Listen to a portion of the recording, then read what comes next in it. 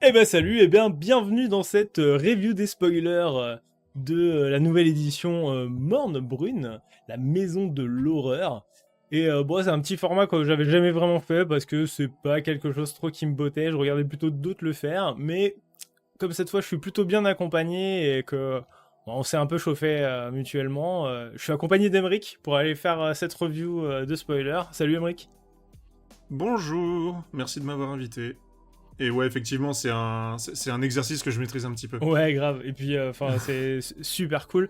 Moi, j'ai pas vu les spoilers. Alors, je me suis fait avoir en passant vaguement sur Facebook à un moment. J'ai vu des trucs tourner, mais la grande majorité des spoilers, je les ai pas vus. Je voulais plutôt me préserver. Donc, du coup, je suis plutôt enthousiaste. Hein. Euh, Ouais. Qu'est-ce que tu penses, toi, du set, en tout cas de l'ambiance que ça renvoie? Je suis ultra hypé. Enfin, mais je vais être vraiment pas objectif. Ouais. Parce que, en fait, la vibe film d'horreur années 80, slasher, VHS qui grésille, c'est vraiment ma cam, quoi. Ouais. Et du coup, j'en attends peut-être. Je vais pas dire que j'en attends peut-être un peu trop, mais j'en attends pas mal en termes de. Tout ce qui va être méta-histoire, le lore, tout ça, je m'en cogne un petit peu. Moi, ce que je veux, c'est que les cartes, elles me transportent dans un endroit où il faut que ça fasse peur, il faut qu'on sente qu'il y a un truc qui te... Tu vois, le petit frisson dans la nuque, juste à la vue de certaines illustrations ou de certains concepts qui sont sur des cartes qu'on va voir. Parce que moi, contrairement à toi, j'ai tout regardé. Euh, Enfin, contrairement, j'ai vu tout ce qui sont sortis jusqu'à présent, et il y a une ou deux cartes où, ouais, tu la regardes, tu sens un truc bizarre, ou alors c'est plein de rêves, donc c'est assez cool. Ok, cool. Bah, c'est bien, tu vas pouvoir du coup un peu me guider. Moi aussi, j'ai un peu cette vibe-là. Je suis un gros passionné de Dark Fantasy. Alors, on n'est pas tout à fait, mais Mm. il y a quand même, je trouve qu'on se rabiboche un peu avec le Magic du passé.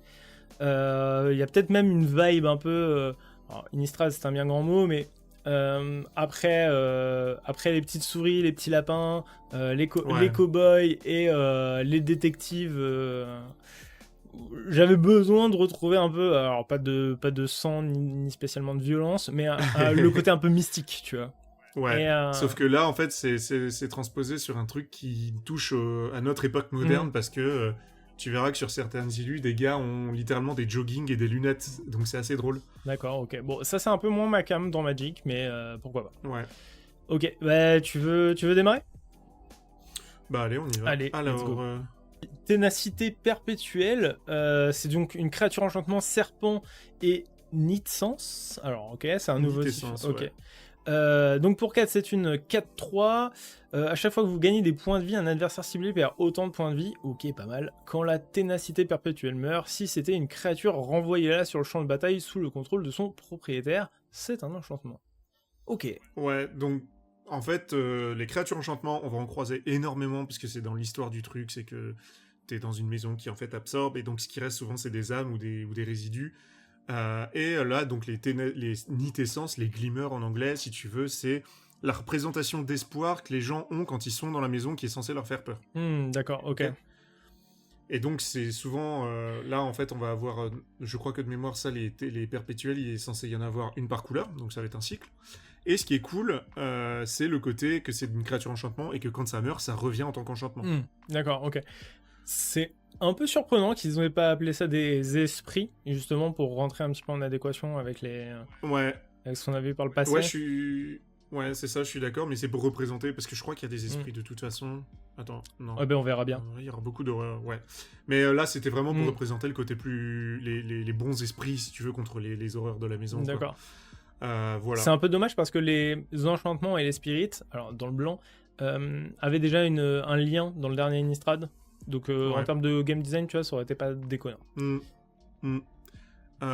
Et du coup, là, on se retrouve donc avec une créature qui... Bah, on attaque fort, parce que c'est une strat que j'aime beaucoup. On va parler de Life Drain. Ouais. Donc, de drain de vie. Pour 4, le fait d'avoir un lien sanguin, c'est quand même assez cool. Hmm, hmm. Et qui en plus est une 4-3, donc c'est pas trop déconnant avec le coup de mana de la bête. Voilà. Non, c'est une bonne bête, hein. Ouais, Bon, de toute façon, voilà, avec le prisme du commandeur, vous allez vouloir jouer ça dans n'importe quel deck qui va avoir hmm. du gain de points de vie. Et si vous êtes vous faites partie de ces villes fifrelins qui jouent les combos lien sanguin et sang délectable, bah c'est une pièce de plus, quoi. Non, non, c'est clairement hyper balèze. Alors, pour moi, l'aspect créature double type, alors certes, ça se prend un peu plus de trucs, cependant, les créatures sont beaucoup plus à même à se faire réanimer, se faire copier. Il y a énormément plus d'effets qui tournent autour des créatures que des enchantements. Et donc, du coup, ça la rend, elle va trigger beaucoup plus de synergie. Donc, je trouve, dans un certain sens, même si elle est plus facilement destructible, elle est plus forte qu'un lien sanguin, d'autant plus que, en plus, elle revient toute seule, quoi. Donc, il va falloir vraiment l'exiler. C'est ça. C'est solide, hein, c'est très, très solide. Ouais. C'est très sympa. Moi, j'aime beaucoup. Tu vois, en plus, alors je passe un peu de temps sur cette carte, mais c'est plus sur la capacité ténacité qui va peut-être revenir, je suppose. C'est une carte qui semble être un cycle, non ? Ouais, c'est exactement ça. Ça va être un cycle de... On en connaît plusieurs et on les verra après. En plus, tu vois, c'est quand la ténacité perpétuelle meurt, si c'était une créature, tu la renvoies sur le champ de bataille sous contrôle. C'est même pas tu l'exiles et tu crées un token qui est un enchantement, tu sais, un petit peu comme le faisait Myrkul. Non, c'est elle. Donc ça veut dire que tu peux la blinker, hop, ça redevient une créature. Ouais. Ce qui d'ailleurs me pose des grosses questions parce que c'est un peu difficile à traquer, non ? Ça va être chiant à traquer le fait de se rappeler que c'est un enchantement et puis une créature, tu vois. Je me demande... C'est typiquement, on dirait les designs qui sont faits pour Arena. Ouais, je suis bien d'accord. Ouais. Je suis bien d'accord avec toi. De toute façon, j'ai l'impression qu'il y a ces dernières années une sorte de boîte de Pandore qui a été ouverte. Ouais. C'est-à-dire que tant pis si c'est dur à traquer, on s'en fiche. Oui, voilà, c'est ça. Au moins, vous verrez, la carte, elle est drôle, elle revient. C'est ça. Est-ce que tu... Ouais, là, toi, les gens, ils auront l'image ou pas ? Oui. Ok. On va parler du coup 2 secondes parce que la frame est un peu bizarre. Hein, Alors, cette frame-là, c'est comme d'hab, une tentative de Wizard d'attaquer le marché japonais. Encore. Et du moins de leur faire des trucs en plus. Et là, en fait, du coup, ils ont encore une fois commissionné des artistes japonais pour faire des illustrations alternatives. Mais en plus, elles auront ce qu'on appelle un effet fracture foil. Et je sais pas si tu te rappelles, les vieilles cartes DBZ, tu vois les effets foil un peu bizarres. Oui, tout à fait, ouais. Et ben, ce sera exactement comme ça. D'accord. Ouais. Voilà, ce sera vraiment des grosses chase cards un peu difficiles à trouver. Et donc, en fait, on a une illu comme ça. Clairement, sur cette frame, on reconnaît une vibe Pokémon, en fait. Hein. Ouais, c'est clair. D'accord. Ok, et ben on peut regarder du coup le suzerain de Hantebois, qui pour 5, c'est une 6-5 avatar et horreur, qui a l'imminence 4 pour 3. Et à chaque fois que le suzerain en bois arrive ou qu'il attaque, tu crées un jeton de terrain incolore engagé appelé Partout, qui a tous les types de terrains de base. Et du coup, l'imminence, c'est quand tu lances ce sort, tu peux lancer ce sort pour son coup d'imminence. Donc il va arriver avec 4 marqueurs temps sur lui, et si c'est pas une créature, avant que le dernier soit retiré, au début de l'étape de fin, tu retires un marqueur temps. Donc en fait, pendant 4 tours, ça va être un enchantement, et après seulement ça deviendra une créature. D'accord, ok.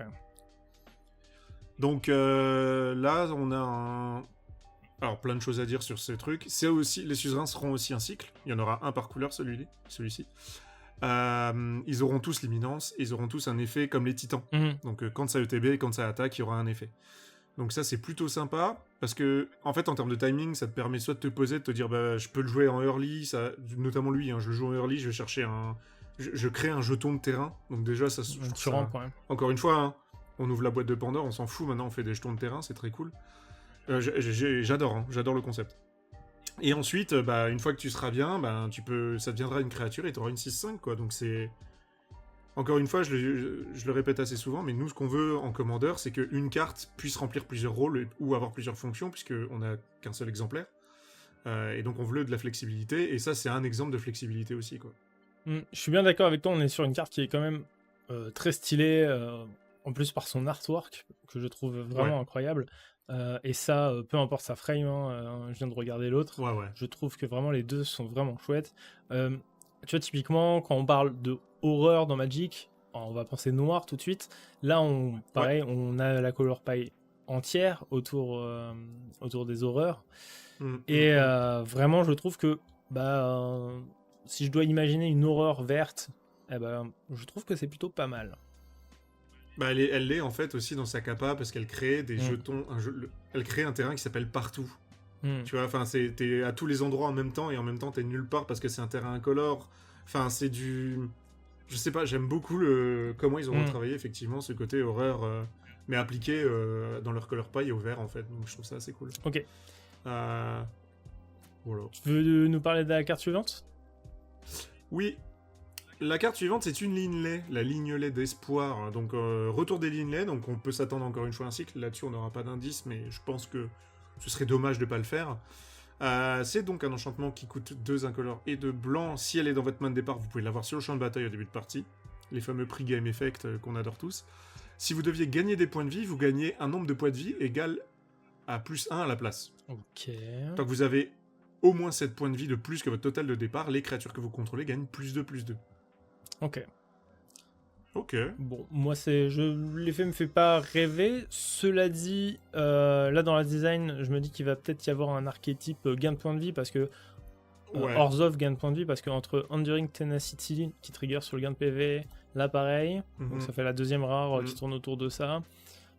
Alors, avec le prisme du commandeur, 7 points de vie de plus que ton total de départ, je pense que ça se fait relativement...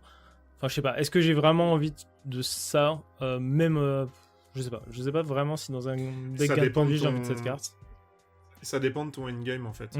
Parce que si t'es dans un deck à point de vie axé jetons, donc tu vas être en Célestia blanc-vert, ça risque d'être intéressant en fait d'avoir ta petite antienne. Tu vois, le plus de plus 2, c'est pas négligeable si t'es basé jeton. Si t'es basé vraiment, genre les decks comme on appelle les decks Soul Sisters, où en fait t'as des 1-1 et tu gagnes parce qu'à un moment, notamment quand t'es en Orzhov, tu vas chercher, comme on le disait tout à l'heure, tu vas chercher ta combo pour faire une boucle de ping, t'en as pas besoin du plus de plus 2. D'accord. Donc je sais pas, c'est ok dans le lien de vie, mais pas dans n'importe quelle strate secondaire de lien de vie. Ouais, alors, enfin, gain de vie, à pardon. titre personnel, je trouve que même dans Jeton Gain Life, alors c'est la meilleure slot de la carte, je suis bien d'accord avec toi, mais de mon point de vue, c'est insuffisant.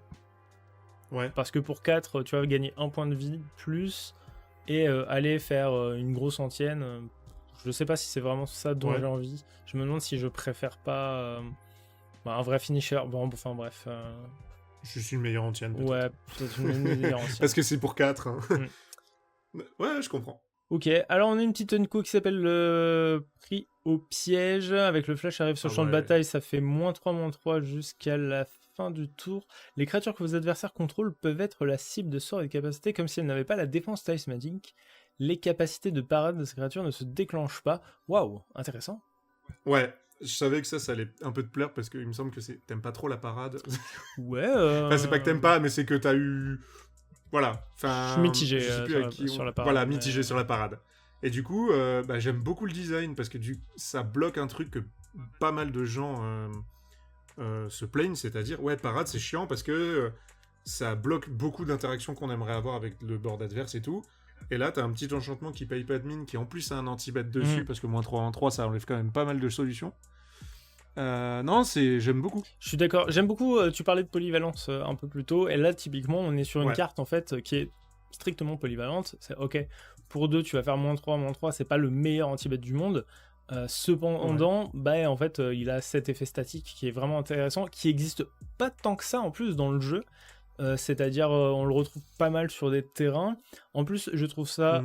J'allais dire que je trouve ça surprenant en noir, mais en fait j'y colle pas spécialement de colorité, je crois, ce genre d'effet.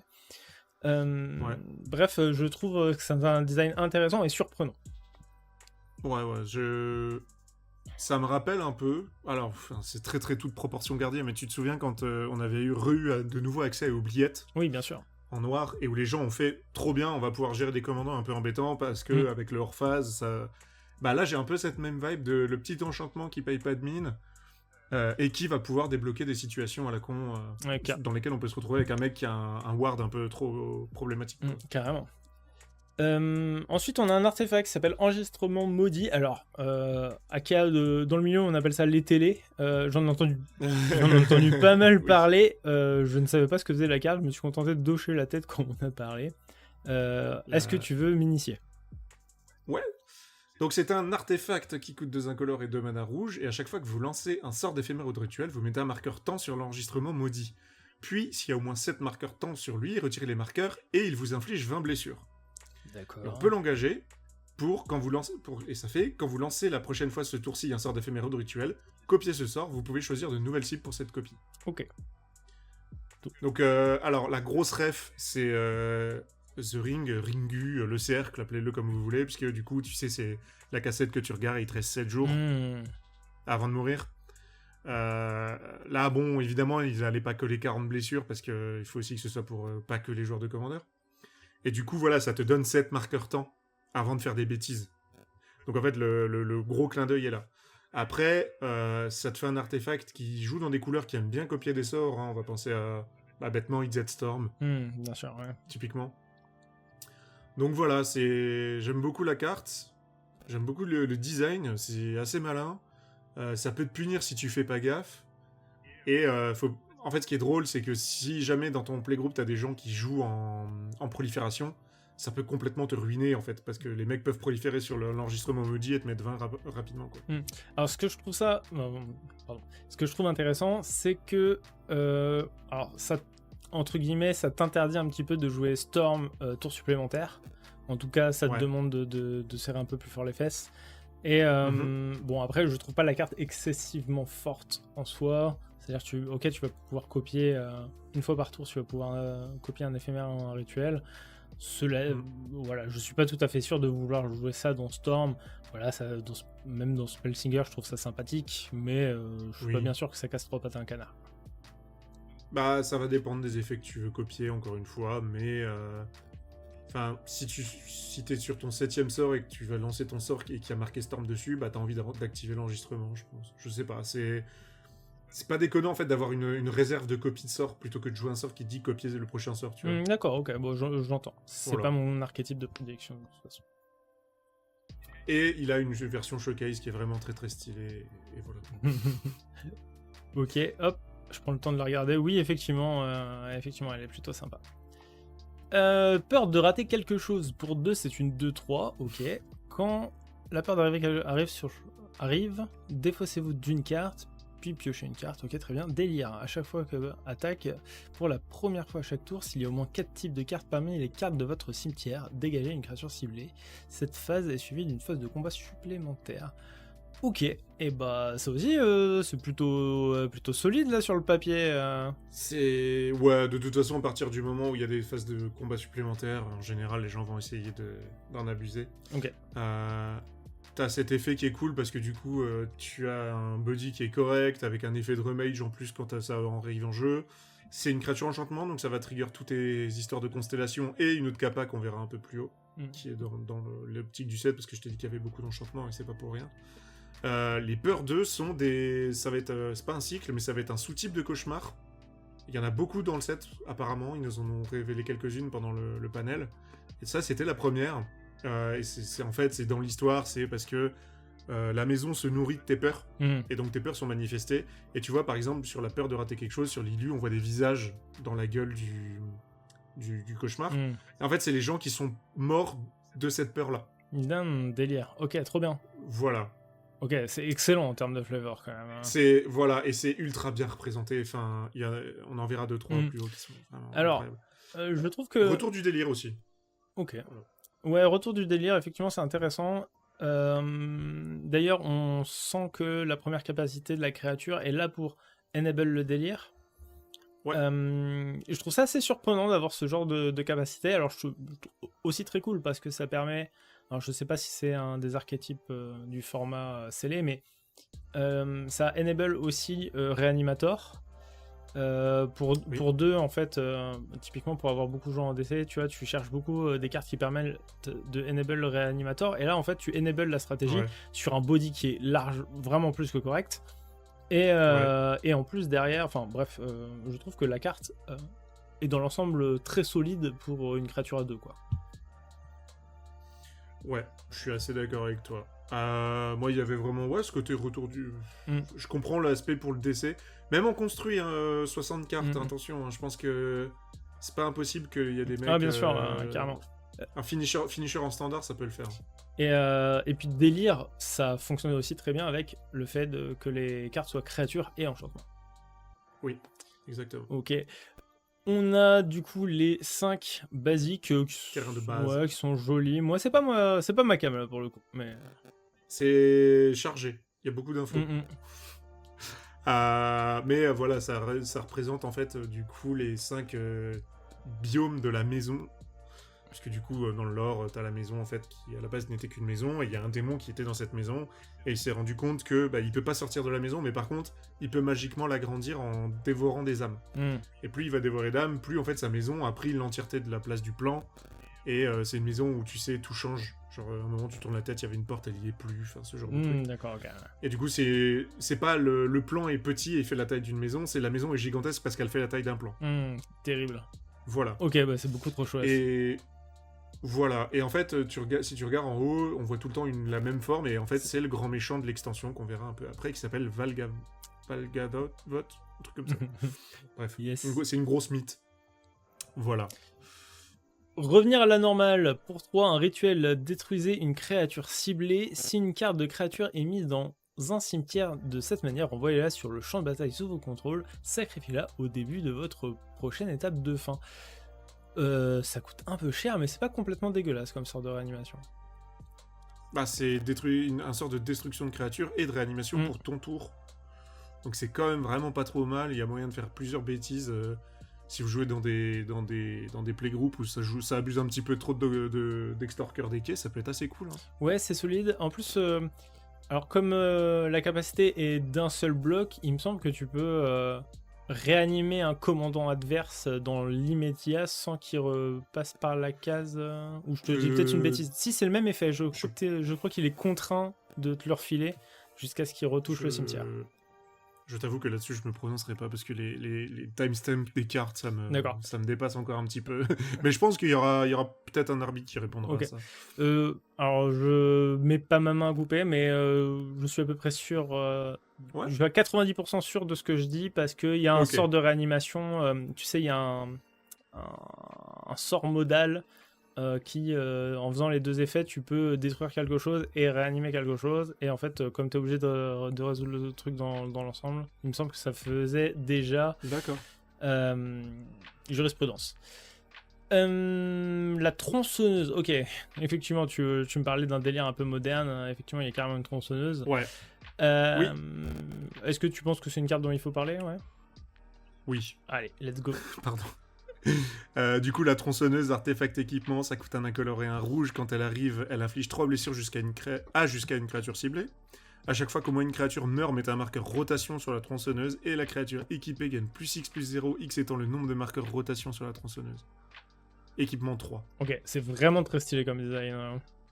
Ouais, et je suis de plus en plus fou de cette frame. Il y a une vibe en plus maintenant que ça m'a... T'as vraiment un côté horreur analogue, enfin c'est trop bien. Bref, faut en parler parce que, mine de rien, c'est vraiment fort puisque c'est la tronçonneuse qui gagne les marqueurs rotation. Donc en fait, si t'es dans un plan où tu joues des équipements et que t'as pas envie de jouer les épées, c'est une bonne solution parce que ça coûte 2, ça s'équipe pour 3. Et ça peut te donner un sacré boost en fait au fur et à mesure à la créature à laquelle tu vas vouloir équiper ça. Et en plus de ça, t'as un petit anti-bet à l'OTB de l'équipement, donc je trouve ça assez cool. Encore une fois, une carte qui fait plusieurs choses, et donc du coup, forcément une carte intéressante. Exactement. Ok. Alors, Effrayeur de l'Apocalypse. Alors moi j'ai vu autant de coups noirs dans la même carte. J'ai eu une demi-molle. C'est une carte pour Crick. Ouais, enfin c'est une carte pour moi, clairement. J'adore quand ça a énormément de coups noirs d'un seul coup. De pips.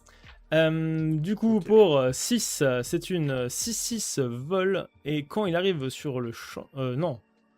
Si, pardon.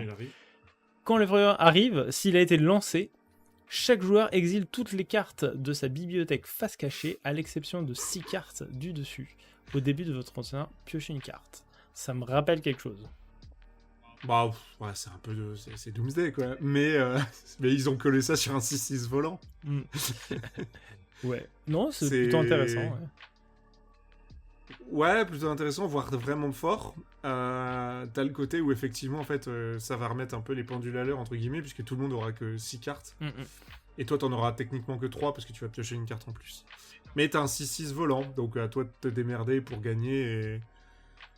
Il y a des decks, je pense, qui vont essayer de tweaker le truc et d'essayer de s'arranger pour que en dessous, vu qu'en fait tu gardes les 6 du dessous, ils vont se démerder, tu sais, pour que les 6 du dessous ce soit pile les 6 qu'il faut pour lancer une combo, genre je dis n'importe quoi, mais on peut imaginer que tu vas mettre une citadelle de Bolas et une toupie de divination, par exemple, tu vois. Dans ces eaux-là, enfin, ça va essayer de tricher dans D'accord, ok. ce truc-là. De toute façon, en fait, en termes d'analyse, ça va pas beaucoup plus loin que Doomsday. Non, oui, Voilà. c'est Si ça. ce n'est que ça peut potentiellement être un poil plus facile à tutor, je suppose. Quoique, si t'es en noir... Ouais, parce que c'est un démon. Oui. C'est un démon, Oui, c'est donc ça peut se tuto. Allez. Némésis hurlante. Pour 3 une 3-3 célérité, à chaque fois que la Némésis hurlante subit des blessures, elle inflige autant de blessures à n'importe quelle autre cible. Ok. Si un joueur subit des blessures de cette manière, il ne peut pas gagner de points de vie pour le reste de la partie. Donc ça a un peu fait parler de lui au moment où ça avait été spoil parce que les gens ont dit mais c'est un peu fort quand même. Enfin, ça shut down énormément de choses.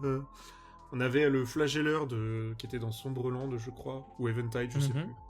Un des deux, qui faisait à peu près cet effet où genre s'il touchait un joueur, le joueur ne pouvait plus gagner de points de vie jusqu'à la fin de la partie. Là, c'est encore plus facile puisqu'il suffit de lui mettre une blessure. ouais. Donc maintenant, en plus, on sait qu'en rouge, c'est assez facile. Enfin... Ouais, il suffit de la faire se battre contre une bête, et après tu fais bah toi tu vas perdre toi tu gagneras plus de points de vie.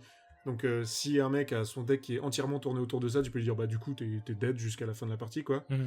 Ça semble un petit peu fort quand même, puisque ça reste, c'est ça qui est fort en fait. Enfin, t'as beau te débarrasser de la Némésis, l'effet reste. C'est vrai que l'effet reste. Après, le côté elle inflige autant de blessures à n'importe quelle cible. Tu vois, on avait déjà pas mal de cartes qui faisaient ça et elles avaient soit plus d'endurance, soit l'indestructible. Donc, tu vois, entre guillemets, la synergie avec des cartes comme Acte Blasphématoire ou quoi est pas forcément incroyable. Ouais. Si ce n'est que bon, bah, tu vas quand même mettre un bon coup dans la tronche. Je sais pas si ça a autant de potentiel que. En fait, ça ressemble à une. Enfin, dans mon esprit, ça ressemble un peu à une carte de side dans la mesure où.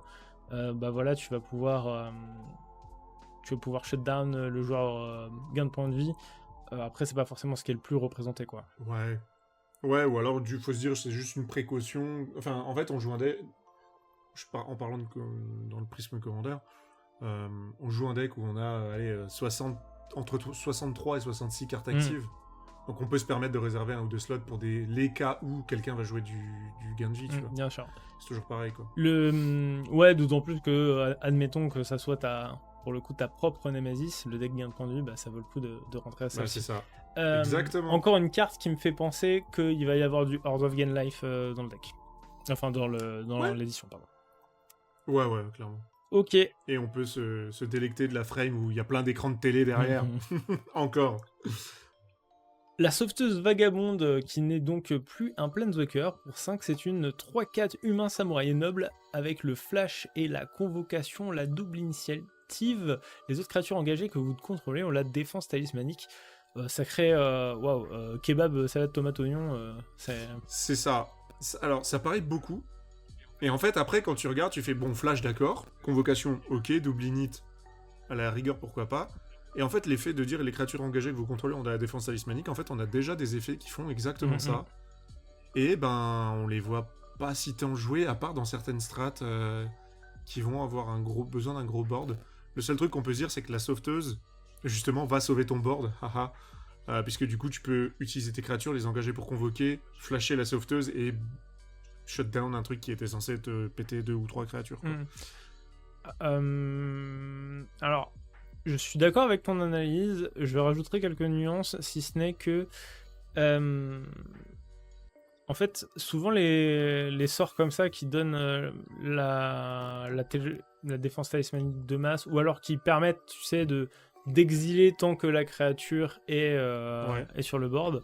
Là, ici, il y a vraiment le côté réduction de coûts, que je trouve vraiment intéressant. Alors après, ça se comparera pas à une protection de Teferi ou quelque chose dans ce goût-là. Cependant, il y a le côté un petit peu... Enfin voilà, c'est une créature... j'aime bien l'idée que l'effet soit statique. J'ai pas l'impression qu'il y a énormément d'effets statiques qui proposent ça. Alors en vert, de mémoire, il y en a pas mal en vert qui proposent la défense talismanique pour les créatures engagées. Ouais. Moi, je pensais surtout que c'était Catilda qui me venait... Non, Sarit, Hmm. de Innistrad, du dernier Innistrad, là, qui me rappelle... Enfin, qui m'a fait penser à ça tout de suite. Je crois qu'il y a peut-être un effet en bleu, mais ça s'arrête là. D'accord. En plus, tu vois, alors, il y a un truc qui me perturbe là, maintenant que j'y réfléchis, le fait de voir défense talismanique et convocation sur la même carte, ça me perturbe un peu. Typiquement, j'aurais plus tendance à y mettre l'indestructible plutôt que la défense talismanique. L'idée Ouais, de ouais, plutôt probablement, ouais. protéger ta brasse. Là, Mm, j'ai un peu du mal à... Souvent, la défense talismanique va être plus là pour protéger d'un spot removal. Ouais. Tu vois, le côté convocation, je trouve, marche pas forcément hyper bien avec. Ah, je suis d'accord. Je suis d'accord. Donc, je trouve la carte étrange. Peut-être qu'elle va nous surprendre, ou alors pas du tout, mais... C'est quasiment le cas de chaque fois où on a vu la vagabonde sur une carte. C'est la carte elle fait... Ouais, en fait, c'est bien parce que... Mais c'est des cas de niche, mais en fait, c'est tout le temps joué. Hein. Les vagabondes sont tout le temps joués. Et voilà. Moi, j'ai vraiment du mal à évaluer Ouais. la carte, tellement il y a beaucoup de trucs qui me troublent. Tu vois, le côté double initiative. En fait, 6 d'endurance souvent. Ouais. Et d'un autre côté, elle peut aussi en protéger. Je trouve que ça fait beaucoup de choses. Ouais, ouais. C'est, tu sais, c'est le même She Protect, She Attack. Ouais, carrément. C'est un peu ça. Ok. Toby, est-ce que tu veux nous le lire? Toby, l'apprivoiseur de bestioles, créature légendaire humain et sorcier, c'est une 1-1, 2 incolores et un blanc. Quand il arrive, on crée un jeton de créature 4-4 blanche bête avec. Cette créature ne peut pas attaquer ou bloquer seule. Et tant que vous contrôlez au moins 4 jetons de créatures, les jetons que vous contrôlez, de créatures que vous contrôlez, on le vole. Il est solide, Toby. Hein. Ouais, il est solide, Toby. Il fait pas mal de trucs. Déjà, quand il arrive, il met 5 de body pour 3. Alors certes, tu peux pas attaquer ni bloquer, mais bon, dans le format qui nous concerne, je trouve ça un peu... voilà, enfin, la condition, elle est plutôt cool, quoi. Hein. Oui. Ouais. Après, non, mais j'aime bien le design. Bon, ça va être vraiment, c'est vraiment destiné aux jeux jetons, là-dessus, on va pas tergiverser trop longtemps. Mais... on peut apprécier Alors là, normalement, t'es sur l'illu alternative, on peut apprécier l'illu de base. Ouais. On voit la bête 4-4 et elle est adorable, quoi. Ouais, elle est trop chouette. Elle a ce côté un peu, clairement, c'est monstre imaginaire, tu vois. Ouais, et, Monstre et compagnie. Ouais, il y a un côté monstre et compagnie, carrément. Je sais pas, je trouve que la carte est vraiment forte. Hein, le fait de donner une capacité d'évasion, pour moi, ça rime aussi avec... alors je mets des guillemets à ce que je dis, hein, mais un peu finisher. Je trouve que la carte vraiment, enfin, tu vois, dans le monde où tu as réussi à créer tous les tokens que tu voulais faire, le fait de donner le vol fait vraiment la différence. Ouais, je trouve la carte vraiment stylée. Elle me fait penser alors j'allais dire à Jetmir parce qu'il y a au moins 4 jetons créatures. C'est plus ça qui me fait penser, le fait de donner des capacités d'évasion en fonction du quantité de créatures. En fait, pas tant que ça, mais je sais pas, elle me fait... J'aime beaucoup cette carte et je pense qu'elle a vraiment sa place dans tous les decks jetons, quoi.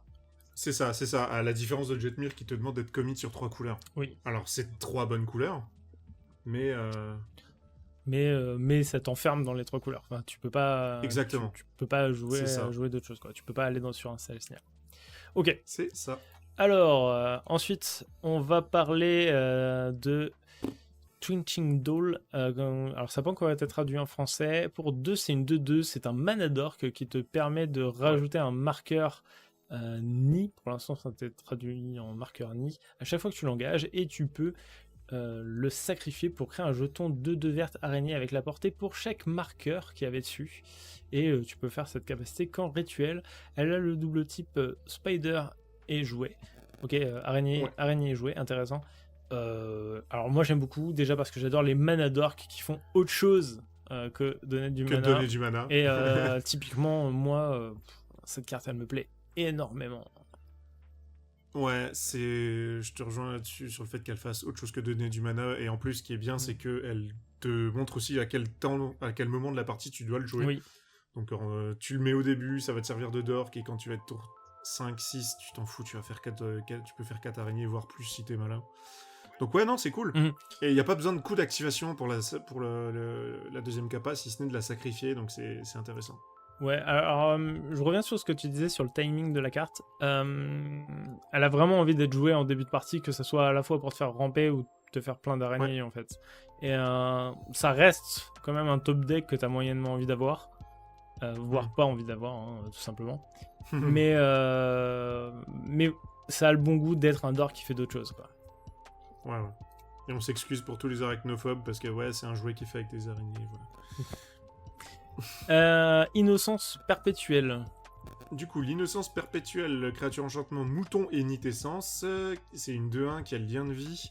À chaque fois comment une autre créature avec une force inférieure ou égale à 2 que vous contrôlez arrive, piochez une carte, cette capacité ne se déclenche qu'une seule fois par tour. Et quand elle meurt, si c'était une créature envoyée sur le champ de bataille sous le contrôle de son propriétaire, et c'est un enchantement. Ça a beaucoup de lignes de texte. Hein. Ouais. Bah alors on retrouve le truc du glimmer, enfin de la nitessence, comme on avait vu avec la première carte. Et après, c'est une welcoming vampire, vampire accueillante. Donc ouais, ça va, c'est honnête. Ah, c'est plus... Ouais, moi je trouve ça très très honnête. Hein. Ça... Bien évidemment, c'est toujours très enfermé dans un archétype. À titre personnel, c'est ce que je préfère à la fois dans le design de Magic, mais dans les designs de jeux en général. J'aime bien enfin, j'aime bien quand une carte est forte, mais j'aime pas quand elle est forte et généraliste. Quand elle est forte, j'aime bien qu'elle soit enfermée dans un archétype. Par contre, quand elle est un peu moyenne, j'ai bien envie qu'elle soit généraliste. Et là, typiquement, je pense que la carte est forte, déjà parce qu'elle fait du card advantage, tout simplement. Elle a le lien de vie, elle revient, donc en plus, elle a ce côté... elle fait, j'allais dire de la redondance, mais pas du tout. Elle a de la récursion, elle a de l'auto-récursion. Et en même temps, elle te demande de te commit à un truc, quoi. Je le répète, et bon, je le répéterai plus après, mais créature et enchantement, donc ça va synergiser plusieurs archétypes. Bref, je trouve que ça... Pareil, c'est une carte qui est vraiment très complète. Hein. Ouais, c'est une carte, et c'est aussi une carte dont les decks qui en ont besoin seront contents de l'avoir, en fait, c'est ça le truc. Comme tu dis, hein, parce que t'es tellement dans ton truc de jouer Winnie aggro petite bête que du coup t'es très content d'avoir ce card advantage en plus. Ouais, et je trouve vraiment l'artwork original trop délire, quoi. Oui, c'est un petit mouton, l'agneau. Alors le suzerain de Brumeland pour 7, nous avons une 6-6 avatar et horreur avec l'imminence 4 pour 4 mana dont 2 blancs, et à chaque fois qu'il arrive ou qu'il attaque, tu crées 2 jetons de créatures, 2-1 blanche insecte avec le vol. Le premier truc qui m'interpelle, c'est ces jetons 2-1 blanc insecte. C'est pas le type qui va vraiment avec les couleurs, donc forcément je pense à une mythe blanche. Ouais, c'est parce que c'est la DA du monstre, on va dire ça. En gros, il y a beaucoup de mythes, l'insecte, dans la baraque et dans Mornebrune, et donc du coup... c'est logique qu'il y ait une créature qui en crée, quoi. Ok. Voilà, c'est dans le lore en tout cas. Ok, après la créature en soi, donc elle fait partie du cycle, elle ? Oui, suzerain, tout à fait. Ouais. Et elle a ce côté un peu titan, quand elle arrive à l'attaque, tu crées des 2-1, donc elle va plutôt ressembler au titan noir finalement. Titan des tombes, exactement. Ok. C'est un titan noir, mais c'est un titan noir quand même avec un gros power-up. Déjà parce que tu peux le jouer pour moins cher. Ok, sa version de base coûte un de plus. L'aspect token rentre mieux dans la color pie du blanc. Encore une fois, le double type, pour moi, c'est synergie. Et en plus de ça, tes tokens, ok, ils ont un nom en endurance, mais putain, ils ont le vol, quoi. Ils ont le vol, et c'est un peu mieux que des zombies. Voilà. C'est vrai. Après, forcément, tu synergises généralement moins avec des insectes en blanc que tu synergises avec des zombies en noir. Cependant, mais c'est des jetons. La carte est un gros standalone, quoi. Hein, vraiment. Ouais, bien sûr. C'est clair. J'ai pas grand chose à rajouter dessus, tellement la carte. Après, elle me hype pas tant que ça. Tu vois, en termes de design, je trouve ça un peu paresseux, mais. C'est un clin d'œil, quoi. Ouais. C'était plus pour dire le clin d'œil, et sauf que en fait, maintenant, les jetons c'est en blanc, donc on a autant faire ça. Quoi. Se séparer. Ok, alors j'ai vu la carte là, celle-là on me l'a spoilé. Pour commencer, je trouve l'artwork très très cool. Ouais. Alors je sais, j'ai pas encore vu. Alors l'autre version me parle pas trop. Par contre, la version originale me parle énormément. Je trouve vraiment. Oui. Dominique Meyer, voilà. Ouais, voilà. Et donc pour 3, nous avons un rituel qui nous dit détruisez toutes les créatures engagées, détruisez toutes les créatures dégagées. J'aime beaucoup. J'aime beaucoup, déjà parce que bon, c'est une simili-Varas A3. Certes, elle est très circonstancielle. Cependant, mon raisonnement dans une partie de Commander, c'est que pour seulement 3 mana, en fait, tu vas pouvoir poutrer pas mal de créatures, et ça de façon unilatérale. Alors, certes, ça ne sera pas forcément exactement ce que tu veux. Cependant, en termes de carte advantage value, on est en train de dire que pour une carte et 3 mana, tu vas potentiellement brasser plus de la moitié de la table, et encore une fois de façon unilatérale. Je trouve ça très très stylé. Ouais, et souvent, et en plus de tout ce que tu as déjà dit, je trouve que ça peut aussi remélanger les cartes dans la partie, sans faire de mauvais jeu de mots. Puisque, admettons, t'as quelqu'un qui est vraiment, vraiment menaçant, qui a un gros board, qui a déjà attaqué un mec, qui a son board qui est complètement engagé, t'es là, tu fais, bah les gars, je joue ça, et on va se débarrasser de son board à lui, et comme ça, au moins, on est tranquille, quoi. Ah oui, c'est une carte qui peut prendre un aspect politique aussi, ouais. Ouais, un petit peu, ouais. Carrément dire... alors après ça dépend un petit peu de la configuration de table, mais Oui. typiquement la personne qui joue juste avant toi, tu peux lui dire attends, attaque pas, t'es en retard et tout machin, Ouais. t'en fais pas, fais-moi confiance et ça va bien se passer pour toi. Et, Ouais. et en plus, tu sais, quand on dit ouais, les maths c'est pour les bloqueurs, et souvent, tu sais, il y a des gars qui font bah tant pis, j'engage avec tout. Si c'est moi le joueur qui aggro quelqu'un, et bah une fois que la phase d'attaque est passée, si les mecs ils font des calculs d'apothicaire en disant ouais, comme ça je me garde 3 bloqueurs machin, je détruis tout ce qui est dégagé. Ouais, carrément. Moi, mon board est engagé, et j'ai encore mon board derrière. Donc Bien en vrai, c'est vrai, se séparer est très très fort. Le potentiel de la carte est vraiment chouette, et en fait Et assez cool. Ouais. le design est relativement subtil parce que t'as pas l'omnipotence du choix, quoi. C'est-à-dire qu'il va falloir trancher, mais le fait de trancher, bref, je le trouve vraiment pertinent dans la mesure où la carte te sera forcément positive, elle ira forcément dans ton sens, et ça pour un coût, encore une fois, qui est vraiment pas cher payé. Et en plus de ça, comment dire, tu vas pouvoir te dire voilà, je vais gérer potentiellement la bête qui me fait le plus chier et quelques-unes autres au passage. Bon, ok, j'aurais pas la deuxième bête qui me fait chier, mais tu vois, tu peux quand même hiérarchiser tes choix à travers juste la carte, et c'est vraiment un chouette design.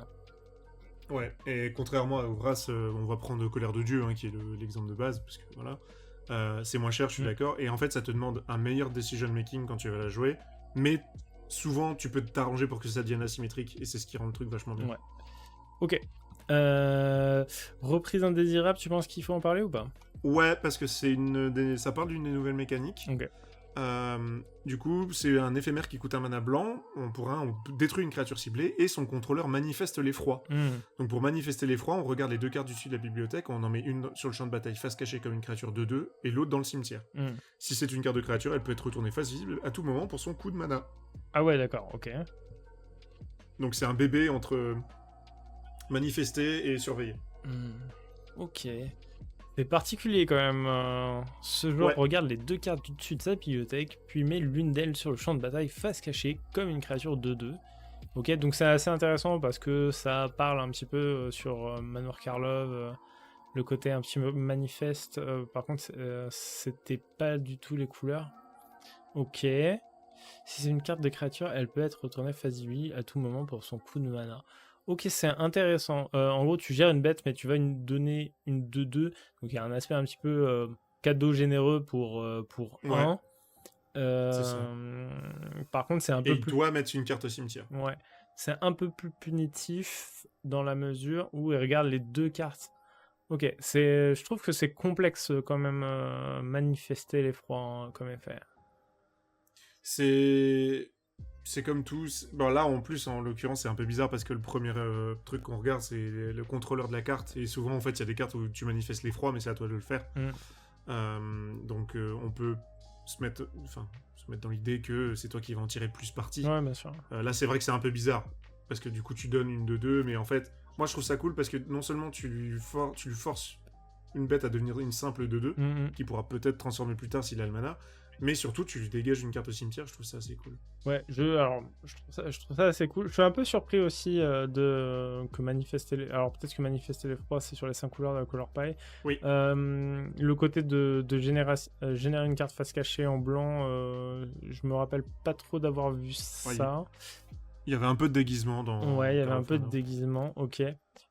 Après, si je regarde juste la carte dans le prisme du commandeur, j'ai du mal à l'avoir joué dans la mesure où en fait il y a déjà de plus gros spoilers, enfin de plus gros staples qui surpassent la carte. Elle me semble quand même relativement très en dessous, en tout cas pour le même coup de mana.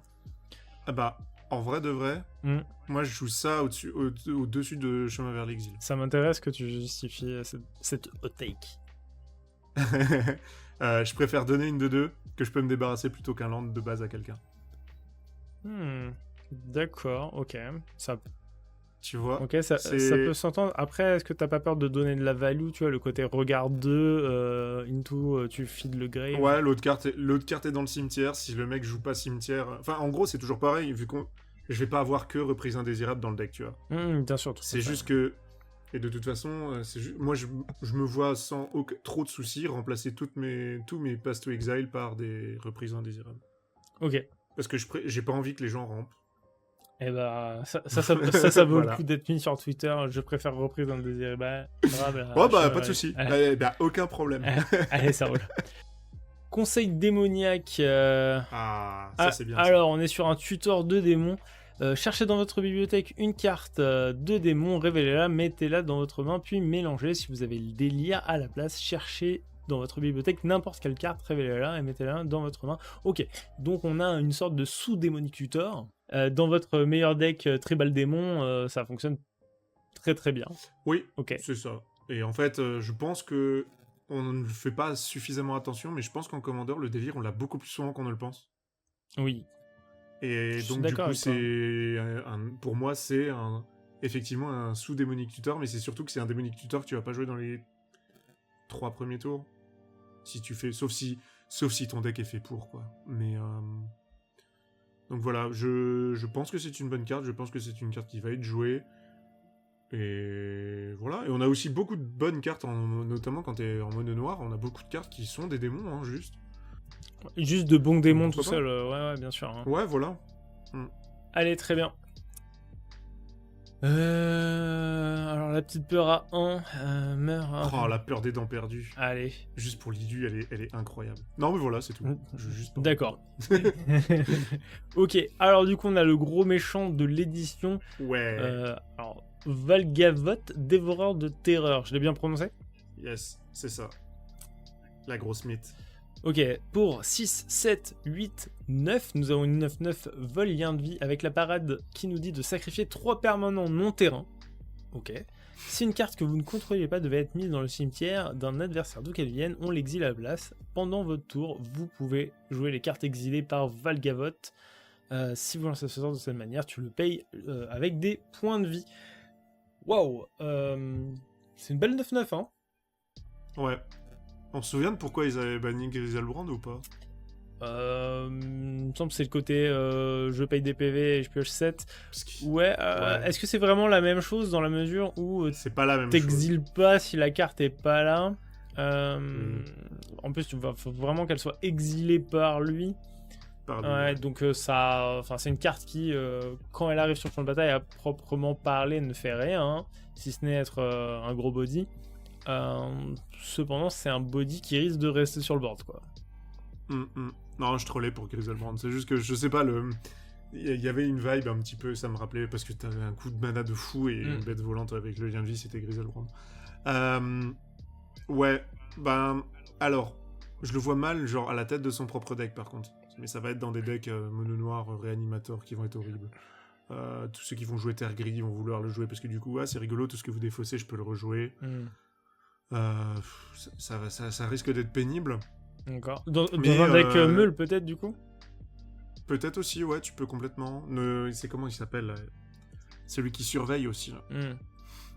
Il y en a un qui surveille et il surveille Réanimator et en fait du coup la deuxième partie du temps du deck c'est de meuler jusqu'à la mort les adversaires avec des conneries. Donc non, il est puissant, hein, Valgavoth. Ouais, il est puissant. Est-ce que tu tiens, je veux bien un conseil de deck building. Est-ce que tu penses qu'il faut que je le est-ce que tu penses qu'il faut que je le joue dans mon deck Apôtre des Ombres? Pourquoi tu le jouerais pas? Parce que à proprement parler, est-ce que je vais sacrifier mes apôtres pour aller le chercher lui? Qu'est-ce que je gagne vraiment à aller chercher lui? Une 9-9 lien de vie avec la parade sacrifiée de 3 permanents long terrain. Ok. En fait, genre, rien que ça de base, moi je trouve que c'est intéressant, puisque avec les apôtres, tu le payes pas. C'est vrai.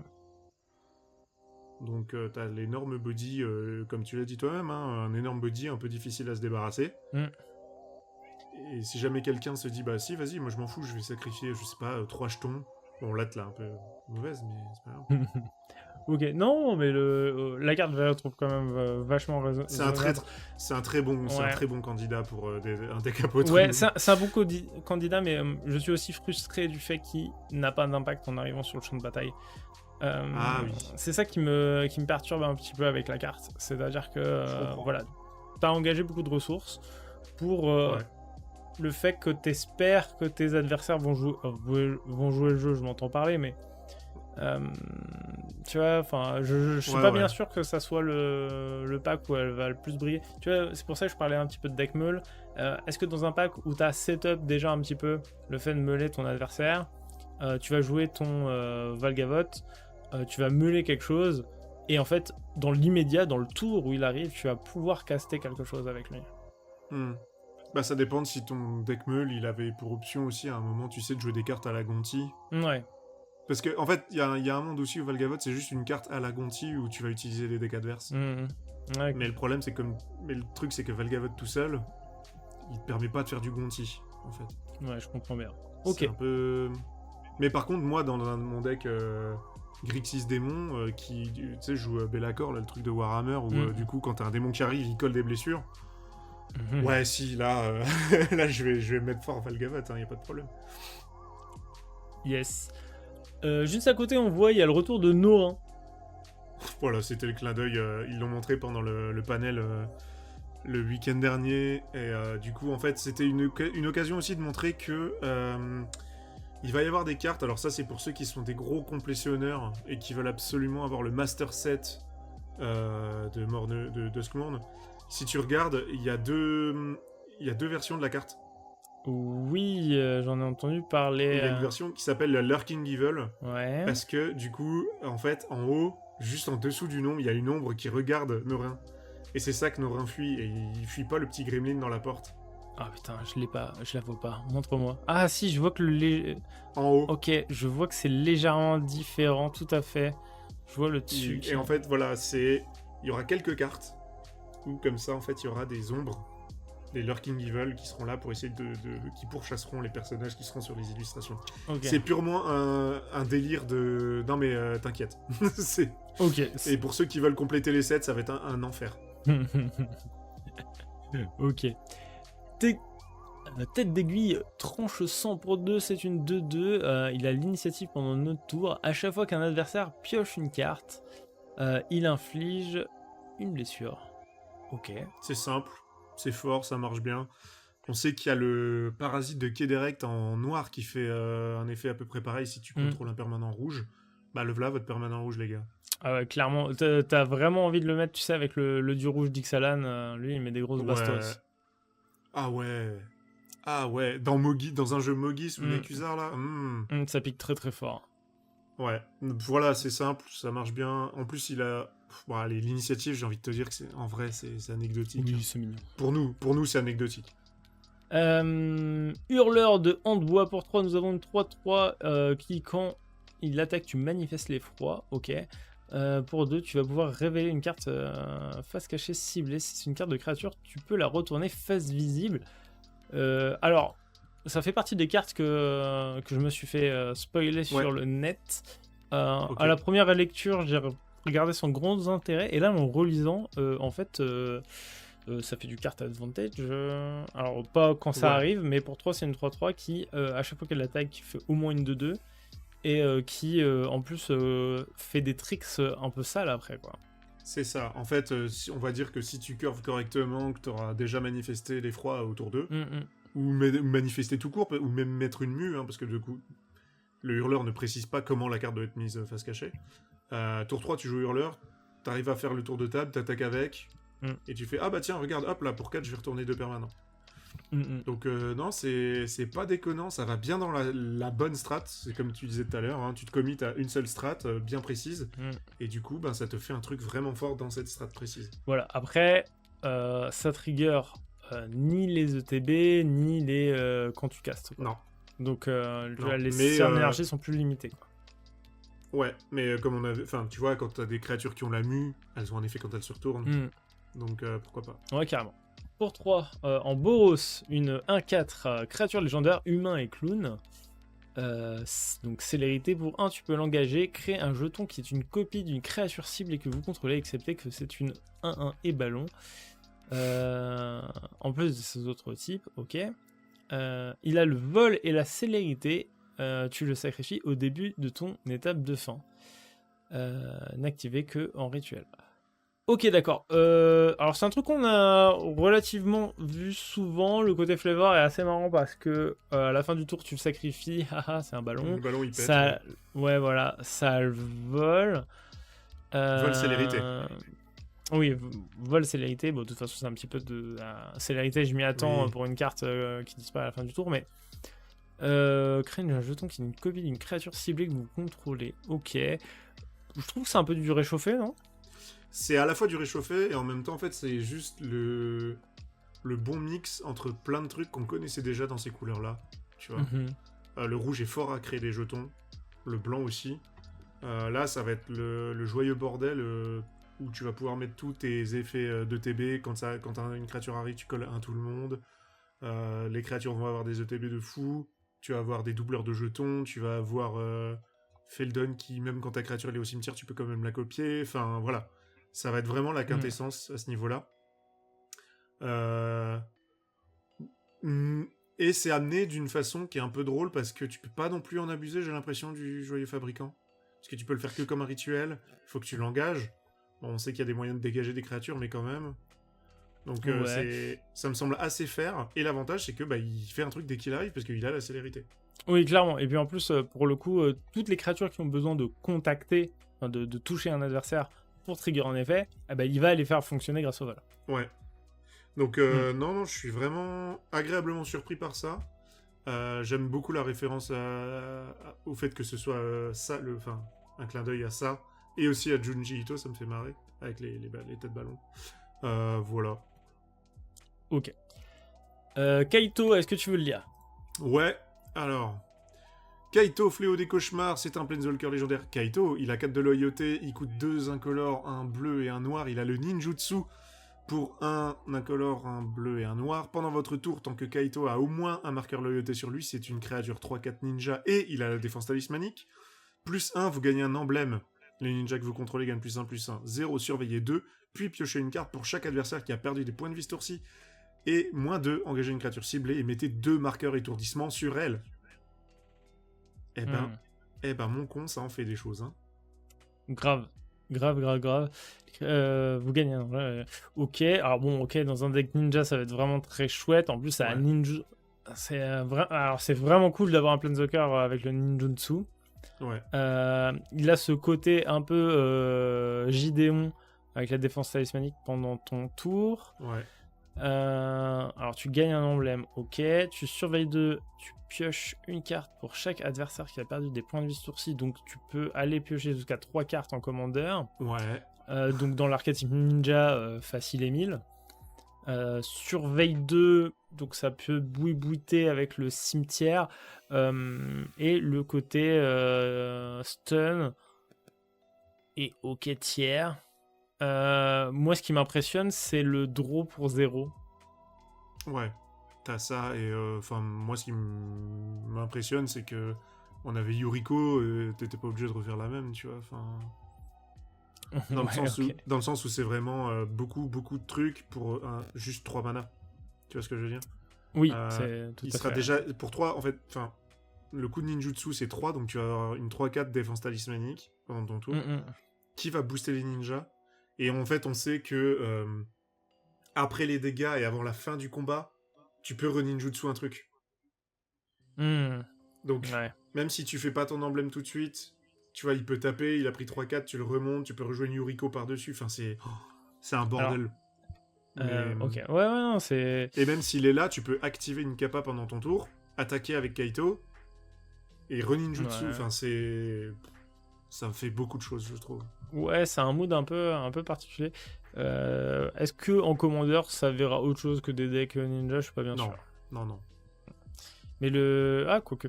Le piocher une carte pour chaque adversaire qui a perdu des PV ce tour-ci, c'est vraiment sexy. Hein. Du coup, est-ce que... Ouais, non, Mais non, enfin, je le... Genre dans Nekuzar. Non, ok. Mais... putain... Ouais, c'est même pas qu'il s'est pris des blessures de combat. C'est vraiment qu'il a perdu des points de vie. Perdu des points de vie, bah ouais. Waouh, Enfin, même si t'as tellement fort. Même si t'as un surineur de Zulapor ou quoi, t'as sacrifié une bête, t'as ton Kaito, tu pioches 3. C'est un peu bizarre, enfin... Non, tu surveilles 2, pioche 3. Oui. Donc tu... C'est vraiment... Ouais, en fait... Ouais, putain, ce 0 est vraiment très impressionnant dans le format, quand même. Ok, bon, terrible. Sondez par-delà le voile. Pour 4, défaussez-vous de votre main, puis piochez X cartes, X étant le nombre de types de cartes parmi les cartes de votre cimetière. Alors, waouh, c'est une éphémère, je trouve ça pas incroyable, mais c'est une éphémère en Gruul, donc c'est de la pioche éphémère en Gruul. Je pense que c'est ça qui fait que la carte est une rare... Qu'est-ce que t'en penses? Ouais, puis parce que je pense que ça va être, pour le limiter, peut-être que le délire sera beaucoup plus facile à faire en Gruul qu'autre chose. Ok. Ok, ça va faire du 4 pour 4 pioches 4. C'est ça. Mais tu défausses de ta main. Ouais, mais pour nous, dans le format, on s'en fiche un peu de ça. Là. Ouais, je ok. pense. Ah. Alors... Oula, alors, j'ai vu passer, pas tout à fait une polémique, mais j'ai vu que ça avait un petit peu couiné sur la traduction française de cette créature légendaire. Alors, en anglais, il s'appelle Winter. En français, il s'appelle Frima, guide misanthrope. Et pour 4 dans la colorité Jund, c'est une 3-4 avec parade 2, humain et psychagogue. Au début de votre entretien, chaque joueur pioche 2 cartes. Et quand tu as le délire, tant qu'il y a au moins 4 types parmi les cartes de ton cimetière, ok, la taille de main maximum de chaque adversaire est égale à 7 moins le nombre de ces types de cartes. Ouais, bah voilà, hein, ça va être... Je pense que ça va être le genre de créature légendaire typiquement qui va être victime de sa fame, ou quand le set va sortir, tout le monde va vouloir le faire. Ils vont se rendre compte que finalement c'est pas si ouf, et voilà, on en entendra probablement plus jamais parler. Par contre, moi ce que je serais curieux, c'est de vraiment voir un vrai deck genre groupe Hug Jund. Où le mec se force à ne pas activer le délire, tu sais. D'accord, ok. Alors moi, en lisant, la taille de la main maximum de chaque adversaire est égale à 7 moins le nombre de types de ces types de cartes. Ça, à la fin de la phrase, elle me perturbe un peu. Le nombre de ces types de cartes. Oui, bah parce que... Oui, bah parce que t'as des cartes qui sont doubles. Ok. Tu vois, tu vas avoir tu vas avoir ta créature enchantement, tu vas avoir ton... On le verra après, mais il y a un terrain enchantement en fait dans le format. Maintenant. Okay. Enfin dans le set. Ok. Et c'est parce que, en fait, délire c'est à partir de 4, mais en fait, tu vas compter plus parce que tu veux au moins compter... Enfin, idéalement, tu vas essayer d'avoir tous les types, tu vois. Même une bataille. Ouais, bien sûr, ok. Bien sûr. Ouais, et puis même alors, pour ceux qui ne le savent pas, les Tipal quelque chose, enfin, comment dire, les enchantements tribaux ou les éphémères tribal, désolé, je dis tribal, je sais que ça a changé, mais j'ai encore du mal à m'y faire. D'ici peut-être un an, ça sera rentré. Du coup, ça compte pour de nouveaux types de cartes, et du coup ça se cumule. Donc typiquement le Tipal enchantement et enchantement, bah c'est deux choses différentes, quoi. Ouais. Yes. Ok. Mais après, ouais, voilà, bon, la polémique c'était surtout que je trouvais que Winter c'est un prénom qui est tout à fait acceptable en français, on n'était pas obligé de le traduire. Ouais, je comprends. Après, est-ce que tu l'aurais appelé hiver ou... Non, je l'aurais laissé C'était Winter, ouais, pareil. Alors, Ah, elle est drôle aussi. Zimon, toujours interrogatrice. Pour 3, nous avons une 1-1 au début de votre étape de fin. Si un terrain est arrivé sur le champ de bataille sous votre contrôle ce tour-ci et que vous contrôlez un nombre premier de terrains, créez Primo l'invisible, un jeton de créature légendaire 0 et verte. 0-0, pardon, verte et bleue fractale, puis mettez autant de marqueurs +1/+1 sur lui, donc 2, 3, 5, 7, 11, 13, etc. Ok. Au début, crée Primo l'invisible, un jeton de créature légendaire. Donc en fait, pour 3, on a une 1-1 qui va très certainement mettre un token en arrivant, à peu de choses près. Celui-ci sera plus ou moins recréé à chaque tour, mais c'est un petit peu tout ce que fait la carte finalement. Ouais, c'est aussi, enfin c'est juste un deck même pour ceux qui aiment beaucoup trop les mathématiques, je trouve. Ok. Voilà. C'est pas la carte exceptionnelle. Non, elle est pas, c'est pas génial. Après, il y aura peut-être moyen de faire quelque chose avec Primo, je sais pas. Je sais pas. J'ai un peu de mal en fait. Là pour moi, là pour l'instant, comme tu disais, la carte c'est juste une 1-1 qui viendra. Si tu la joues normalement, elle viendra, ou même en rampant au tour d'avant, elle viendra avec le bon nombre de mains. Elle va faire un truc. Mais c'est tout. Ouais, je crois même que si le token n'avait pas été légendaire, j'aurais presque trouvé la carte acceptable en fait. Oui, il y a de ça aussi, oui, le truc est légendaire. Après, est-ce que... Après t'es obligé de le créer. Si un terrain est arrivé sur le champ de bataille sous votre contrôle, t'es obligé de le créer en fait, Primo. C'est ouais. juste que Primo va grandir. Ok. Ouais, c'est Primo rigolo. va grandir. C'est pas... Ouais, c'est rigolo. Tu vois, ça aurait pas été légendaire et ça aurait fait plusieurs tokens en même temps, que j'aurais pas trouvé la carte trop forte. Ouais, bah ouais. Non mais c'est ça. Bon, enfin. Ouais. Bref. Passons Alors, ouais. repère de Valgavoth. Nous avons un terrain enchantement avec la défense talismanique et quand il arrive sur le champ de bataille, il arrive en jeu engagé. Au moment où il arrive, tu vas choisir une couleur et tu vas pouvoir produire cette couleur. Ok, alors terrain enchantement, oui, il vaut mieux lui mettre la défense talismanique, sinon on va vite te gérer ta mana base. Tu vas choisir une couleur et tu vas pouvoir te stabiliser. Il arrive engagé. Qu'est-ce que tu penses de cette carte ? Je la trouve aussi forte que peut l'être un terrain artefact, parce qu'en fait ça va te permettre de trigger constellation, ça va te permettre de trigger tous tes effets qui disent que quand un enchantement arrive en jeu, fait X choses. Dans ton cimetière, ça te compte comme 2 types de cartes pour le délire. Ouais. Donc c'est franchement solide quoi. Ok, est-ce que ça sert pas un petit peu qu'à ça, c'est-à-dire de enable Si. Si, bien sûr. Mais c'est suffisant. Mais ça le fait bien. Voilà, c'est ça. Okay. Mais ouais, voilà. Après, je trouve typiquement, je vais préférer une citadelle de son brassier, par exemple, dans le même genre, avec des grosses guillemets. Ouais, voilà, c'est ça. Elle arrive en jeu engagé, elle te fait la couleur qui te manque. Je trouve ça un peu bizarre, mais c'est pas une carte qui me fait... Dans Homo, est-ce que j'aimerais l'avoir ? Terre enchantement avec défense talismanique, pour quelle raison ?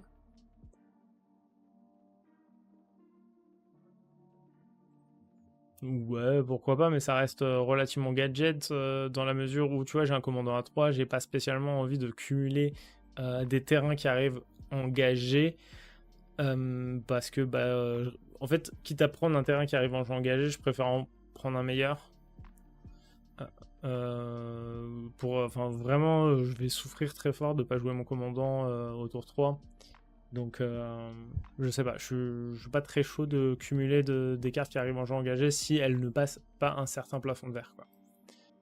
Ok, alors la prochaine carte, elle est un peu spéciale. C'est un nouveau design de carte. Est-ce que tu l'as déjà lu ? Oui. Allez, je veux bien que tu me l'expliques, s'il te plaît. Ouais, donc c'est un enchantement qui a 2 côtés. Donc on va avoir d'un côté, pour celui-ci par exemple, on va avoir l'atelier du fabricant de poupées, et de l'autre la galerie de porcelaine. Et c'est un nouveau sous-type d'enchantement qui s'appelle les pièces. Donc on peut lancer la moitié de notre choix, et l'accès va se déverrouiller sur le champ de bataille. Au moment où on pourrait lancer un rituel, et on peut payer le coût de l'accès verrouillé pour le déverrouiller. Donc en gros, on va jouer... Admettons, tu veux jouer l'atelier du fabricant de poupées pour 2. Tu le joues, et tu n'as que cette partie. Et pour déverrouiller la galerie de porcelaine, tu dois payer 6. Donc tu peux le faire que comme un rituel. Ok, d'accord. Je vois bien le truc. Ça me fait penser un petit peu Basiquement, c'est une montée de niveau. Ouais, c'est une montée de niveau, voilà, c'est ça. Après, il y a le côté, tu peux aller dans un sens ou dans l'autre, c'est ça, hein, tu peux Ouais, payer exactement, 6, tu peux... puis payer 2. Exactement. Ah, ok. Est-ce que... Alors, je réfléchis... hop, je mets ma petite casquette de game designer. Est-ce que ça aurait pas été intéressant de faire, tu sais, une sorte d'escape room, tu vois? Bon, après, du coup, ça aurait peut-être trop ressemblé à la montée de niveau. Mais Non, ça aurait...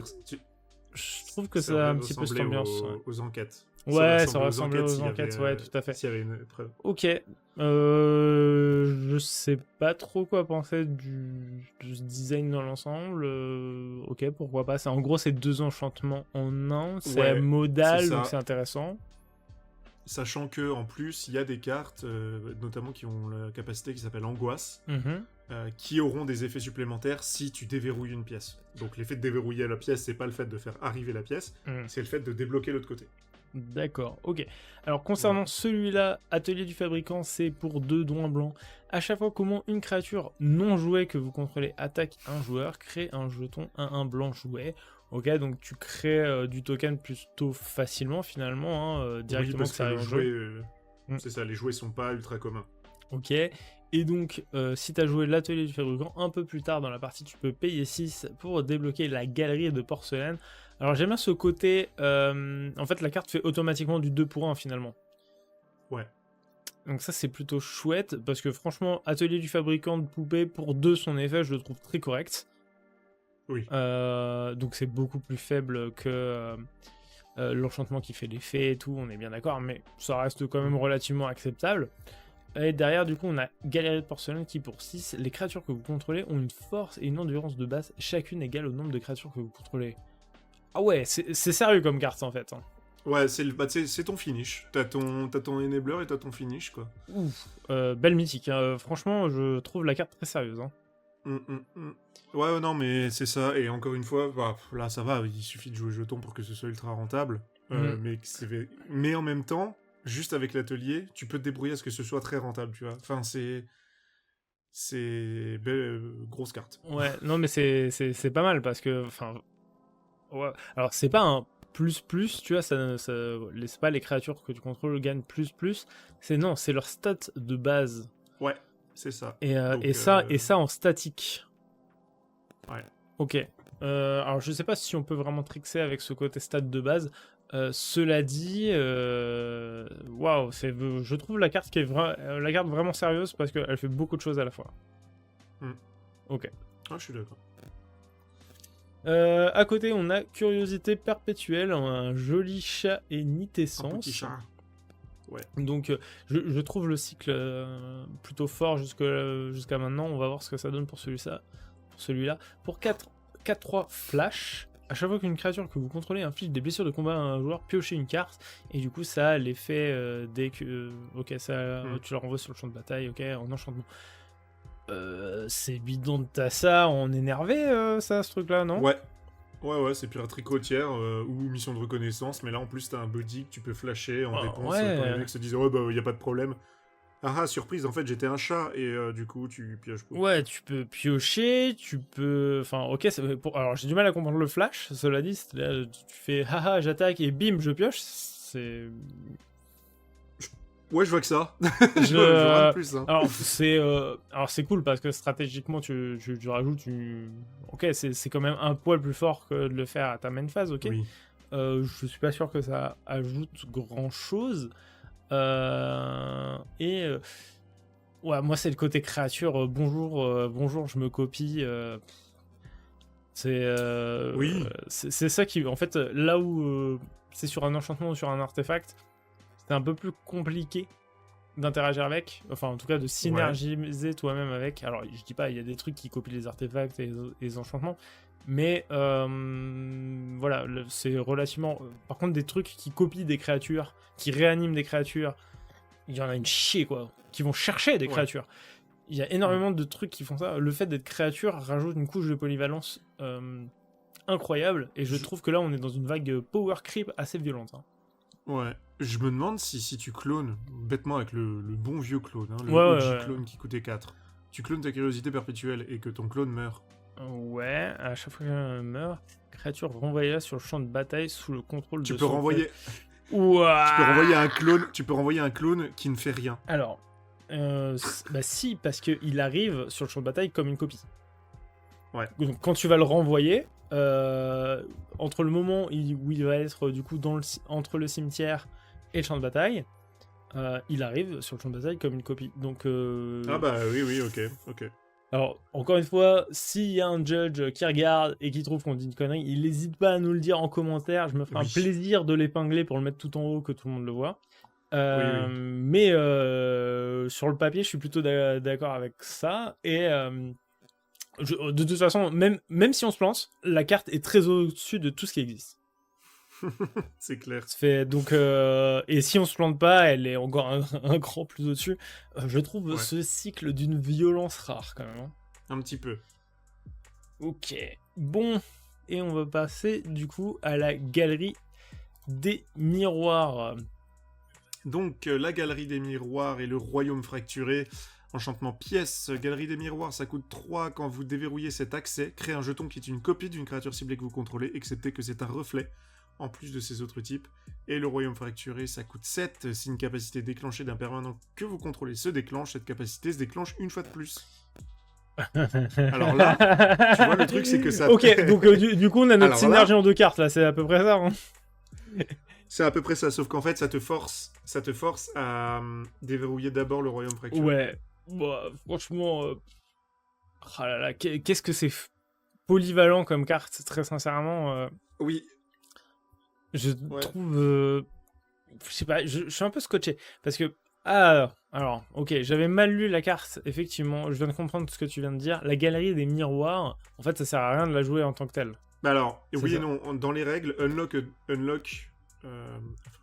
d'or, donc ce qu'on te demande, c'est le fait de faire venir l'enchantement. Et le fait de payer l'autre partie. C'est les deux, en fait. D'accord.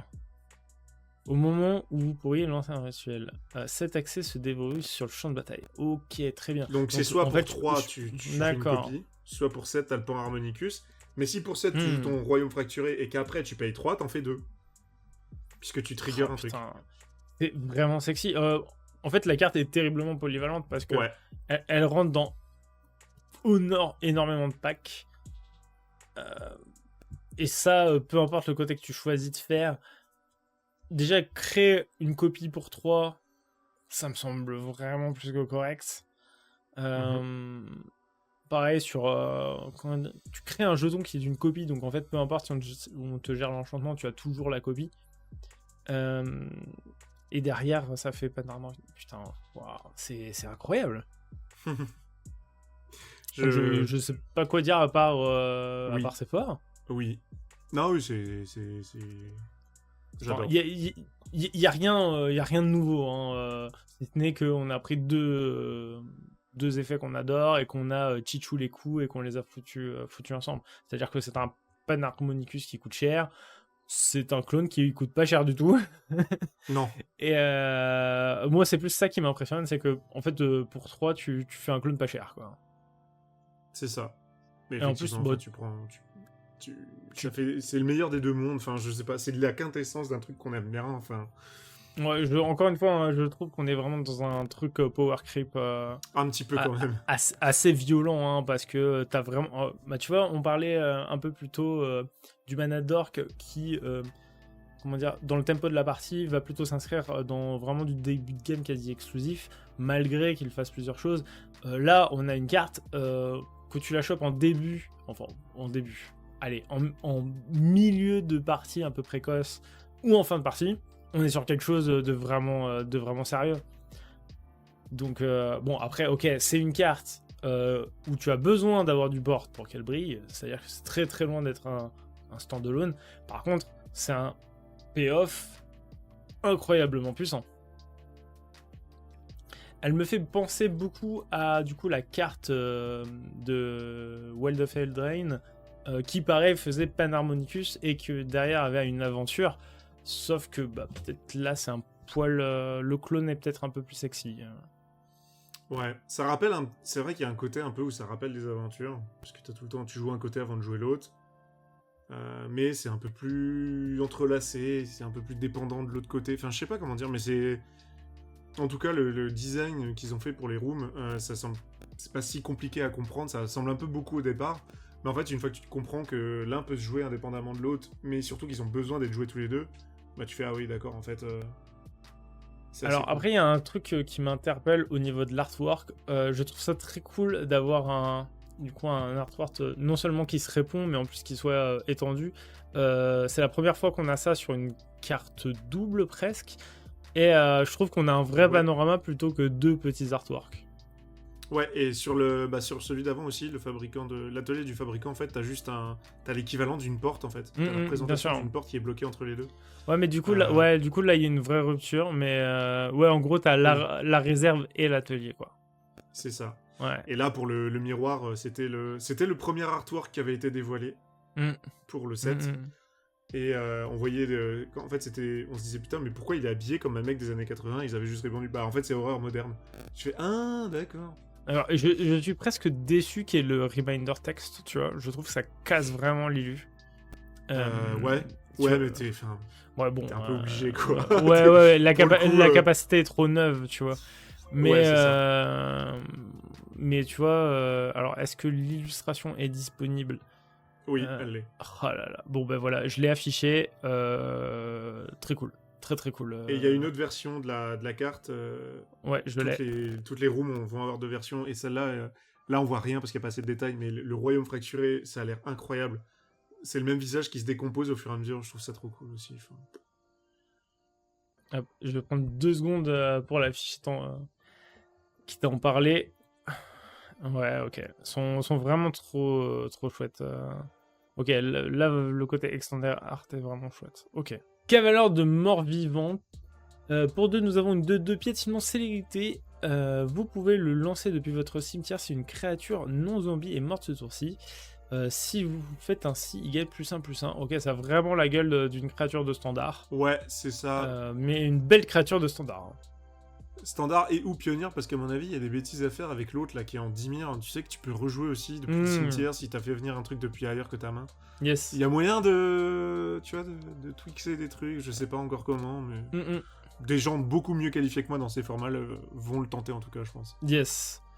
Ok, allez, on fonce. Là, j'ai un joli Overlord. Il est en japonais, mais je vais essayer de trouver... On a la trad. On a la trad, c'est parfait. Pour 6, nous avons une 5/5 imminence 4 pour 4. Et quand il arrive sur le champ de bataille, on inflige 4 blessures à une créature ciblée. C'est pas spécialement pour nous.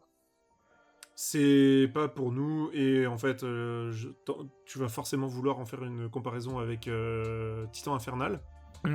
Mais sauf que là, en fait, t'es limité à des créatures, donc c'est un peu moins bien.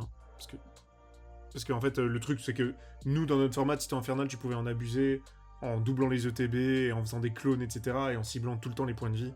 Là, tu peux pas, donc c'est un peu dommage. Ouais, c'est pas pour nous. En plus, ouais, tu peux même Non. pas subdiviser les blessures et aller péter des dorks. Ouais. C'est un peu triste. Ok, du coup, Tivar le marteleur. Pour 3, on a une 3/3. On engage une créature dégagée que l'on contrôle. Et Tivar acquiert l'indestructible jusqu'à la fin du tour et tu l'engages.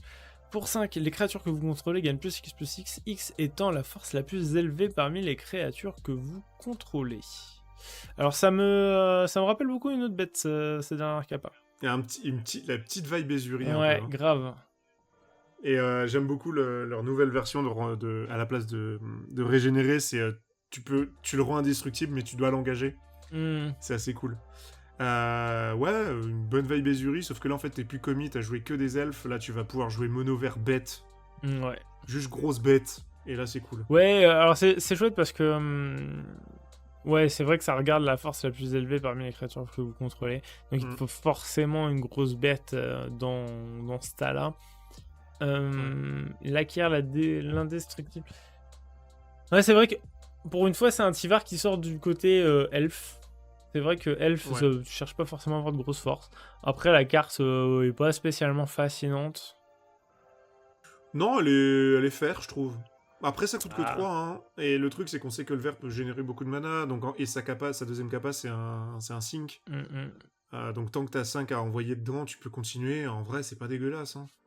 Ouais, bah après, ouais, un elfe, tu vois, vu que le dernier elfe mythique à 3 qu'on nous a sorti, c'est celui de Modern Horizon 3, forcément, bon, c'est assez standard, bien évidemment, mais voilà, bon, ok, la carte est chouette, en plus, elle a alors moi, j'aime beaucoup l'art original, du coup, Il a une vibe. ouais, Il a une vibe de ouais. fou avec sa vieille batte de baseball, là, je trouve ça Mm, trop bien. ouais, ouais, je trouve ça plutôt cool. En plus, Tivar, c'est un personnage dont ouais, je me suis un petit peu entiché. Je trouve. Ouais, En fait, c'est le naïf badass, tu vois. C'est oh, c'est trop cool, faut le faire il et a tout. gagné, Let's go. c'est ça, et il a gagné en profondeur, je trouve.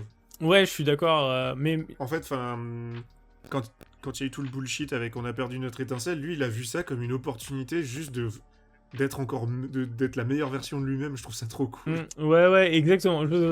Alors, moi, je trouve qu'il a vraiment une vibe un peu. Alors, je sais pas si t'as joué à Baldur's Gate 3, mais je Non, trouve qu'il a un petit peu une vibe Karlach. Qui a d'accord, voilà, si ce n'est que Karlach est une femme tieflin. Là, tu sais, ce côté, ouah, vas-y, je vais être trop badass, trop cool. Tu vois, Karlach est un personnage qui, quand elle rencontre les héros du monde dans lequel elle vit, tu vois, elle est trop fanboy, tu vois. Elle fait, ouah, lui, c'est une putain de légende, il est trop incroyable. d'accord, d'accord. J'ai trop envie de discuter avec toi. Et en fait, tu vois, c'est le côté, la vision enfantine que peut être l'héroïsme. Et Ouais. genre, tu sais, il y a la faille, on est des grands enfants et on kiffe être des grands enfants.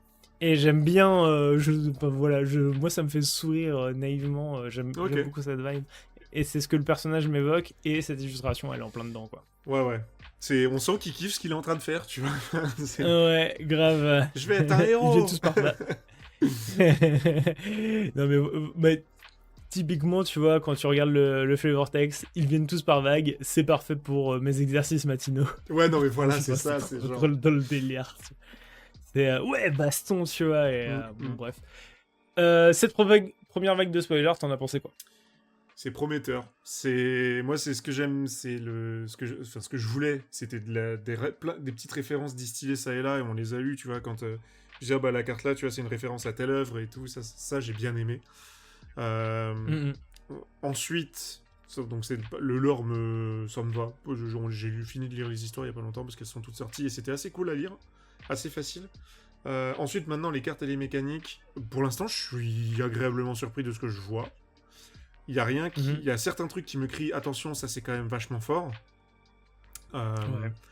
Et le reste, bah, notamment, bah, on a dit, hein, pour moi c'est Kaito, quasiment la meilleure carte. Enfin, dans ce qu'elle fait, Mm. ça va être Kaito. Le tuto est vraiment bien aussi. Et sinon après, ben non, ça me va. C'est pas non plus, c'est pas déconnant. C'est assez bien amené. Ça nous donne à nous, on est content parce qu'on a énormément de versatilité dans ce que dans ce qu'une seule carte peut faire. Donc très content Mm. pour l'instant du set. Ouais, pareil, je suis d'accord. Je trouve qu'il y a une maturité de design. Ouais, pareil, je fais encore des guillemets. Une maturité de design dans cet aspect de polyvalence. Genre, on a compris qu'on veut pas s'enfermer dans quelque chose, que ça desservait de manière générale le jeu. Le flavor me parle. En tout cas, il me parle plus que la plupart des éditions précédentes.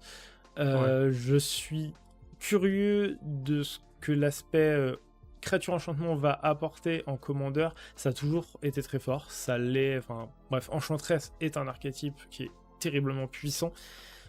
Je trouve qu'il y a qu'il y a quand même pas mal de power creep. J'ai un sentiment toujours mitigé vis-à-vis de ça. Je suis jamais complètement dégoûté d'avoir du power creep. D'autant que on n'est pas sur un power creep écrasant, on est sur un power creep, mais il n'est pas forcément écrasant. Après, j'ai du mal à estimer ce que ça peut donner des bidons de Tassa sur des créatures, tu vois. Je sais que ça va être fort. Ça j'en suis certain. Voilà. Pour ma part, toi, t'as cité Kaito. Moi, je pense que la carte qui m'a le plus marqué, alors c'est pas forcément la plus forte, mais c'est celle qui, de mon point de vue, va le plus influencer le format pour le moment, c'est la Vrasse se séparer. Voilà, c'est une réaction à chaud que je vais balancer, mais je pense que cette carte-là, j'ai envie de l'avoir en plusieurs fois. Et est-ce que ça sera un staple à l'avenir? J'en sais rien. Mais si pour l'instant je devais parier sur une carte sur ce qu'on a vu, ça serait celle-là. Ok. Et bah écoutez, merci d'avoir regardé ce premier jet des spoilers. Si ça vous a plu et si vous voulez la suite, hein, vous n'hésitez pas à mettre des commentaires, nous dire que c'était trop bien, appuyez sur le bouton like. Pardon. Et voilà, bah, vous pouvez aussi très largement remercier Emric de sa présence. Et voilà. Et de rien. Hey, attends, avant de transplaner, tu vas lâcher un petit pouce bleu et mettre un commentaire, s'il te plaît. Puis, si t'as kiffé la vidéo, il y a de grandes chances que celle-là, elle te plaise aussi. Bon, tu peux y aller. Mais jetez à l'œil, hein.